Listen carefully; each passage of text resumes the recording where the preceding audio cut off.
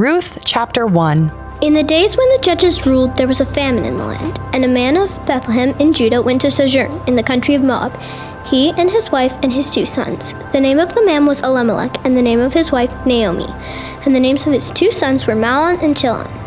They were Ephrathites from Bethlehem in Judah. They went to the country of Moab and remained there, but Elimelech, the husband of Naomi, died. She was left with her 2 sons. These took Moabite wives. The name of one was Orpah, and the name of the other Ruth. They lived there about 10 years, and both Mahlon and Chilion died, so that the woman was left without her 2 sons and her husband. Then she arose with her daughters-in-law to return to the country of Moab, for she had heard in the fields of Moab that the Lord had visited his people and given them food. So she set out from the place where she was with her 2 daughters-in-law, and they went on the way to return to the land of Judah. But Naomi said to her 2 daughters-in-law, "Go, return each of you to her mother's house. May the Lord deal kindly with you, as you have dealt with the dead and with me. The Lord grant that you may find rest, each of you in the house of her husband." Then she kissed them, and they lifted up their voices and wept. And then they said to her, "No, we will return with you to your people." But Naomi said, "Turn back, my daughters. Why will you go with me? Have I yet sons in my womb that they may become your husbands? Turn back, my daughters. Go your way, for I am too old to have a husband. If I should say I have hope, even if I should have a husband this night and should bear sons, would you therefore wait until they were grown? Would you therefore refrain from marrying? No, my daughters, it is exceedingly better to me, for your sake, that the hand of the Lord has gone out against me." Then they lifted up their voices and wept again, and Orpah kissed her mother-in-law, but Ruth clung to her. And she said, "See, your sister-in-law has gone back to her people and to her gods. Return after your sister-in-law." But Ruth said, "Do not urge me to leave you to return from following you. For where you go, I will go, and where you lodge, I will lodge. Your people shall be my people, and your God, my God. Where you will die, I will die, and there I will be buried. May the Lord do so to me more also, if anything but death parts me from you." And when Naomi saw that she was determined to go with her, she said no more. So the 2 of them went on until they came to Bethlehem. And when they came to Bethlehem, the whole town was stirred because of them. And the woman said, "Is this Naomi?" She said to them, "Do not call me Naomi, call me Mara, for the Almighty has dealt very bitterly with me. I went away full, and the Lord has brought me back empty. Why call me Naomi, when the Lord has testified against me, and the Almighty has brought calamity upon me?" So Naomi returned, and Ruth the Moabite, her daughter-in-law, with her, who returned from the country of Moab. And they came to Bethlehem at the beginning of barley harvest.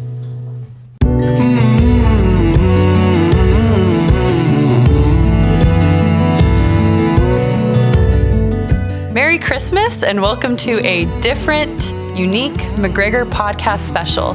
My name is Chloe Weimer and I'm the host of Talk Truth Podcast, and I'm joined by Pastor Mark Bricker, who is the host of Here at Home, and our lead pastor, Pastor Russell Howard. Yeah, who is the occasional Beyond the Notes podcaster. Yeah. And I think you've been on every other podcast we've had. I think I have. I think I've guested on everything. Yes. No, I think I've made the round. Yeah. So what did you guys think about Ruth chapter 1, led by some kids from our children's ministry? That was awesome. That was really, really good. Yeah. That's intimidating. There's a lot of words there. And they did good. Yeah, they did very good. Yeah. Calamity. Well, also known as I think Calamity. But if little one who recorded that, if you're listening, you did better than I'd have done at your age. Absolutely. Sure. I still struggle to read these big words. And the names, Yeah. Whoa. Yeah. But I'm really excited. If you are looking at the title of this episode and you're wondering, why would we release a 4-part episode on the Book of Ruth during Christmas season? Well, if you know anything about the story of Ruth, then you may draw the right conclusions. But if you are unfamiliar with it, I challenge you to stay tuned until the end of part 4, where you're going to hear the end and the whole reason why. The big reveal. Yeah. And here's a hint. Though early in the book, there is a mention of Bethlehem. Mm-hmm. That is not the most strategic Christmas connection in the Book of Ruth. It's not true. by a long shot. Absolutely. Yeah. Yep. So we invite you to crank this podcast up, share it with your friends, and dive into the Bible with us. And we're just going to hop right in here to Ruth chapter 1. Let's talk about the context of what we just heard from our lovely kiddos. Is that important, context? Context matters. To start way wide and zoom in, we'll start with some external context. And there's just a couple of things. First, one of the things we like to know is the author and occasion around a book's being written. Internally, we get a hint about the time period of the story, but externally, we really don't know much about when the story was written or by whom. There's nothing in the text where an author claims any kind of authorship. And there's nothing specifically. There is Jewish tradition that Samuel wrote it, but there's some indications probably not. It seems to tie to the United Kingdom in some ways. That is the time of David, Saul, David, Solomon. And that looking back at the period of Judges is probably the best time period thing. And then who the author is, we simply don't know. He's a good writer. He tells the story really, really well, and of course the inspiration of the Spirit. Mm-hmm. But that's kind of we're sitting in the United Kingdom, looking back at the period of the Judges. I rather much suspect. Right. I was actually just listening to an Ask Pastor John podcast the other day. It was a really old one, but he was talking about some Bible study tips about how to read historical books. Pastor John who? Piper, sorry. Oh, okay. Okay. Well, there's several Pastor John. Yeah, there's a lot of MacArthur. Very true. Yeah. That's very true. Our own Crawford. Yeah, John. Yeah. Yeah, but he was talking about just paying attention to the transition words and really at the end you can kind of gather there's a lot of things that are just foreshadowed. If you took an English class, then you can read your Bible well. And it's I mean that's not even a yes, Bible study is study, and sometimes it's just straight up reading comprehension. Yeah. What's going on in this text? What's it actually say? Yeah. So okay, we are in the time of the Judges, which everyone is doing what is right in their own eyes. What does that mean to you guys? We see this in the first 6 verses of Ruth chapter 1. We really get the circumstance of what is the story is going to be all about. And we find out it's in the period of the Judges. And we see Elimelech taking his family because there's a famine in the land, which no surprise, as we've recently gone through the Judges. Right. We saw that God's judgment, that cycle. Yep. Famine was not unheard of. Yeah, exactly. So with that, they make a decision, or Elimelech, the leader of that family, the husband, the father, makes the decision to take his family to go to try to find food, to leave Bethlehem. What's the irony? The irony there is Bethlehem means house of bread. So if it was a huge agricultural center, if there's going to be food anywhere, it's going to be there first. Right. When the famine recovery comes, it's going to start there. Right. And so they run away from the house of bread looking for food. Just ironic. And they go to Moab, which probably was not a wise thing to do. And that's where I think we get this. They did what was right in their own eyes. Elimelech, leaving Bethlehem, essentially was doing what he thought was right in his own eyes, which characterized pretty much all of Israel at that time. Yeah. Doing what was right in their own eyes, because things didn't go so well in Moab for them. Yeah. But what's so cool, though, is that God worked behind the scenes in that he allowed him to do what was right in his own eyes, but God had a greater purpose even in Elimelech's not very wise decision. Yep. Yeah. I think that's always true. Just kind of baked in to this. It's neat that we get a peek behind the curtain here because we get to see sort of the beginning, middle, and end of how all that works out. Yeah. But it's a good reminder that that's just how he is. This is sort of a dramatization of some Romans 8:28 stuff a few centuries before Romans 8:28 actually gets penned. You know. Yep. That's very true. So the time, we already did talk about the time period. I'm sorry, we're moving on to the content. So context, you taught me well. Context, content, concern. Yes. We'll talk about the application at the end. Music to my old teacher's ear. But the content, the circumstances, like you said, there's famine and there's fear, and it led to disobedience by moving into a people group that they are not supposed to be living with, because they were supposed to, in the book of Judges, drive them out of the land. Right. But even more than that, what happens is that Elimelech's sons end up intermarrying with these Moabite women, Right. that was really Strictly why prohibited. God wanted them moved out of the land, because he had this chosen people, right? And Yeah. so intermarrying with these pagan nations is not Right. And we always have to be careful, and Chloe, this may be more of a thing from the boomer generation than anything that your generation would even consider or struggle with. These Old Testament prohibitions on intermarriage, and even the mistake here that is made with intermarriage, has nothing to do with ethnicity. Yeah. Right. The issue is not ethnicity. The issue is God's people intermarrying with those who are not God's people, and that's still a current event. Yep. We have tragically still we have Christians who will allow themselves to become heart entangled with unbelievers. And that's just a bad idea in all cases. If two lost people were to get married and one of them gets saved, then there's even biblical direction for that. But a saved person knowingly marrying a lost person is just disobedience, and it's a terrible mistake. And that's kind of what the boys here end up doing. They end up marrying these women that are not a part of God's people, Israel. And I think, Chloe, their intent was to go there to find food, to survive for a little while until we can go back. But apparently they got real comfortable there in Moab. Ultimately, with their kids are marrying, Moabite ladies. And so we know they're there for at least 10 years. Yeah. So I'm sure a famine had probably passed, and maybe another famine had come and had passed.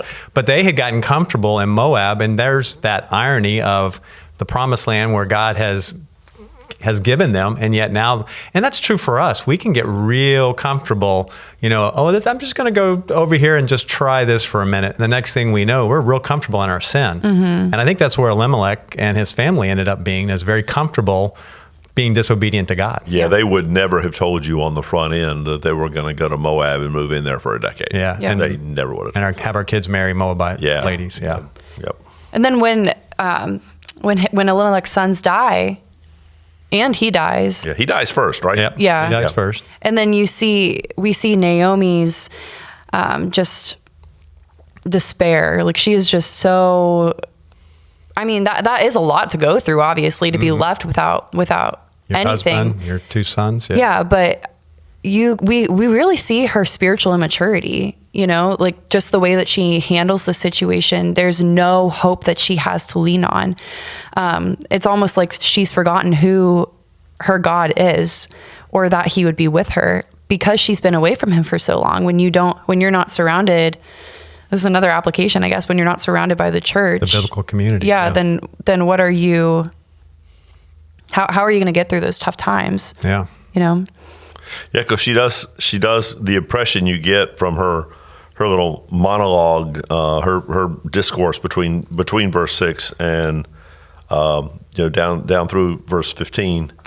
You're right. It's dark. Yeah. She's like, it's just straight up Eeyore all the way through it. Yeah.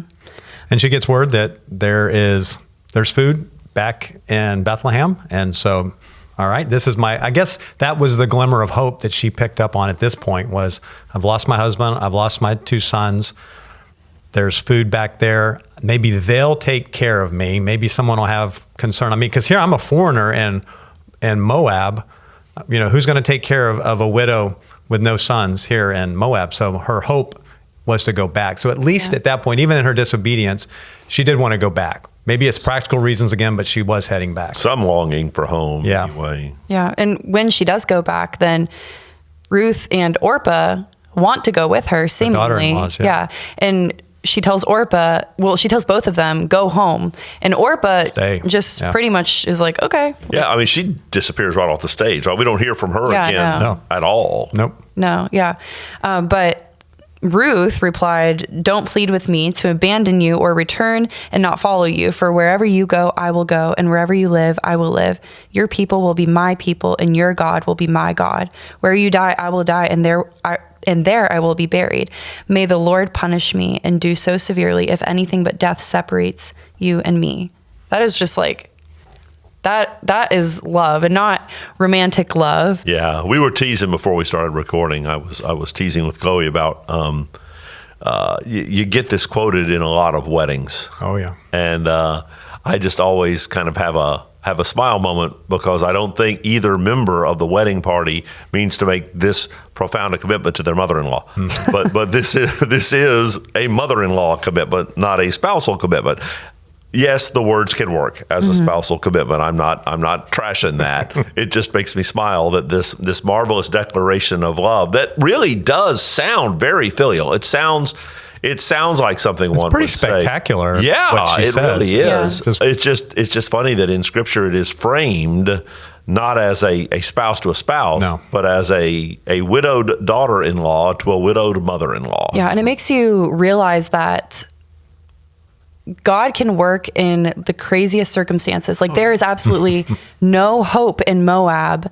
And obviously the family that Ruth married into, it's not like they're like the most spectacular Jews you've ever known, leaning on so much faith, but God still used them, these super duper duper imperfect people, because I mean, you don't make a commitment to your mother-in-law. I can't imagine their relationship had been like amazing when Naomi she doesn't seem like she's that warm and fuzzy. Yeah. And even the statement, your God, my God, because Mark, I think you said earlier, she's been out of Israel for a decade. Yeah. And we don't know anything, and that's a bad sign. We don't know anything about the state of Naomi's worshiping heart. Right. Yeah. You know, what has Ruth seen of Naomi's relationship to the God of Abraham, Isaac, and Jacob, that she would say, I will reject the gods of the Moabites and align with your God. There must have been something there. Yes, had to be worth that statement. Or she could have simply said, "I'm going with you," you know, and she does. She says so much more than that. Yeah. So. And Naomi's response is,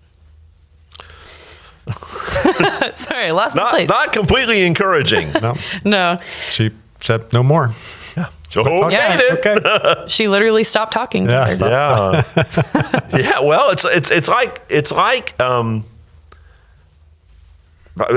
of a passive aggressive response. You know, you expect some appreciative counterspeech. You know, something. Wow, you love me that much. This is going to be great. I'm not going to be as lonely as I otherwise would have been. You expect something like that. Instead, you just get.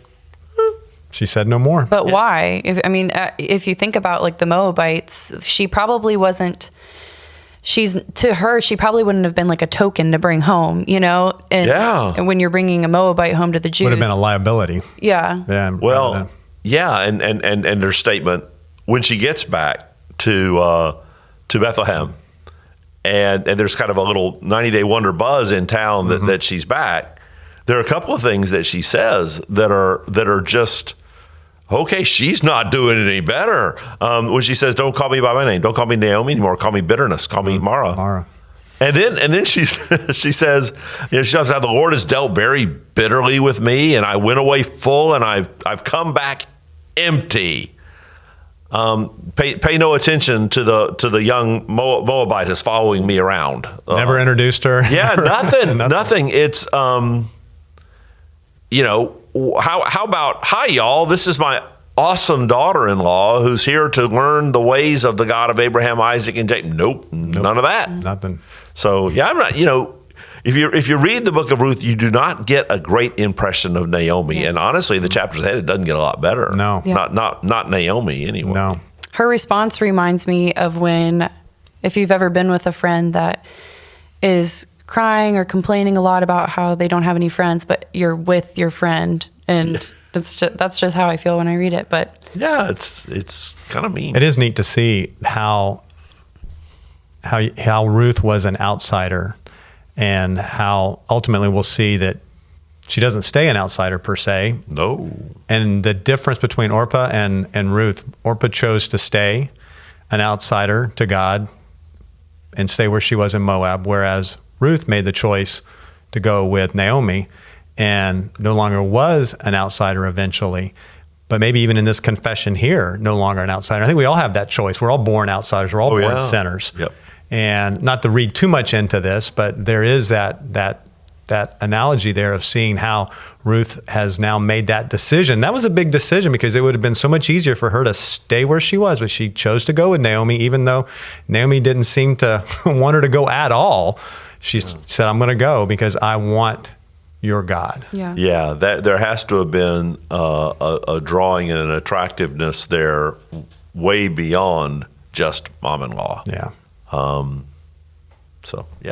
And the best part of it all is it leaves us with a little cliffhanger, which we're going to close out with.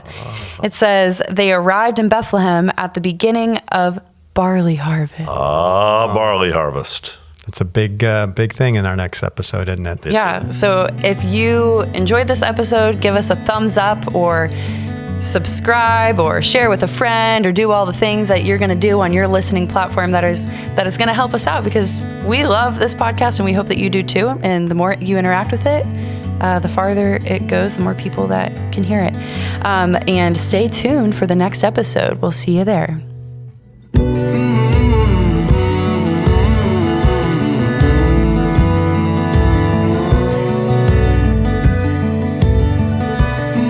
This has been a McGregor Podcast Special, hosted and directed by me, Chloe Weimer.